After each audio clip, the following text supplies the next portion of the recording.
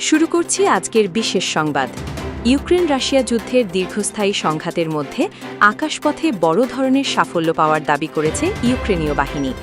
কিয়েভের সামরিক সদর দপ্তর জানিয়েছে তারা রাশিয়ার একটি অত্যাধুনিক এবং শক্তিশালী সু-35 মাল্টিরোল ফাইটার জেট ভূপাতিত করতে সক্ষম হয়েছে।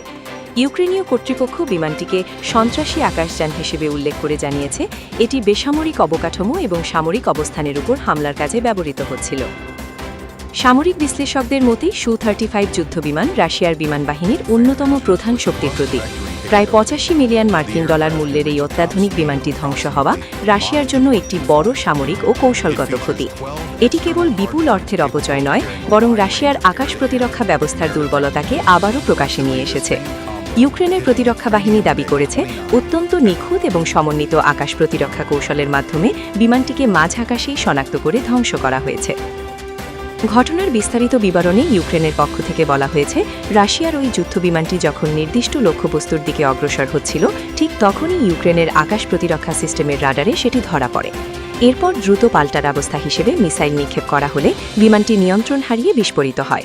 বিমানটির পাইলটের অবস্থা সম্পর্কে এখনও নিশ্চিত হওয়া না গেলেও সামরিক পর্যবেক্ষকরা মনে করছেন যুদ্ধের বর্তমান পরিস্থিতিতে রাশিয়ার জন্য এটি একটি বড় ধরনের মনস্তাত্ত্বিক পরাজয়।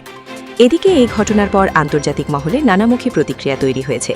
সামরিক বিশ্লেষকরা বলছেন ইউক্রেন যেভাবে গত কয়েক মাসে রাশিয়ার একের পর এক দামি যুদ্ধবিমান ও ড্রোন ধ্বংস করছে তাতে রুশ বিমান বাহিনীর রণকৌশল নিয়ে প্রশ্ন উঠছে।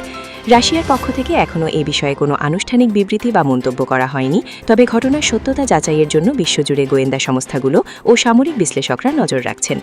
ইউক্রেন রাশিয়া যুদ্ধের এই পর্যায়ে এসে আকাশপথের নিয়ন্ত্রণ কার হাতে থাকবে তা যুদ্ধক্ষেত্রে বড় ধরনের পার্থক্য গড়ে দিচ্ছে।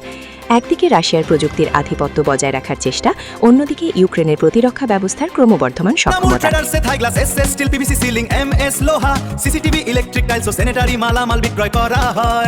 দুইয়ের লড়াইয়ের আজ ইউক্রেন এক বড় জয় দাবি করল। রণক্ষেত্রের এই উত্তেজনার সর্বশেষ খবর ও পরবর্তী সব আপডেট পেতে আমাদের সাথেই থাকুন। ধন্যবাদ।